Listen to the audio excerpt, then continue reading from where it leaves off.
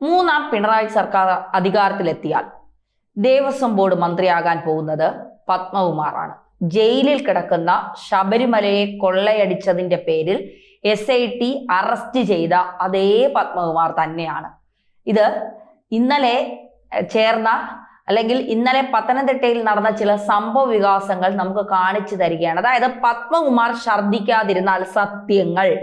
ഛർദിക്കാതിരുന്നാൽ ഒരു മന്ത്രിസ്ഥാനം ഉറപ്പ്, അങ്ങനെയാണോ? അതാണ് വാഗ്ദത്തമായിരിക്കുന്നതെന്ന് തോന്നുന്നു. അതിനുള്ള ചില കാര്യങ്ങളാണ് കഴിഞ്ഞ ദിവസം കൂടിയ പത്തനംതിട്ട ജില്ലാ കമ്മിറ്റിയിൽ നടന്നത്.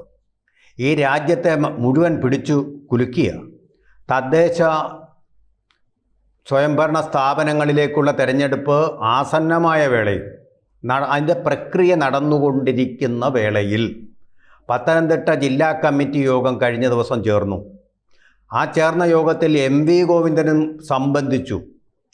പക്ഷേ ആ ജില്ലയിലെ ഏറ്റവും ജീവൽ വിഷയമായിട്ടുള്ള ശബരിമലയിലെ കൊള്ള വിഷയമായില്ല. അപ്പോൾ ജനങ്ങളിൽ നിന്ന് എത്രമാത്രം അകന്നു ഈ പാർട്ടി എന്നുള്ളതിന് ഉദാഹരിക്കാൻ മറ്റൊന്നും വേണ്ട.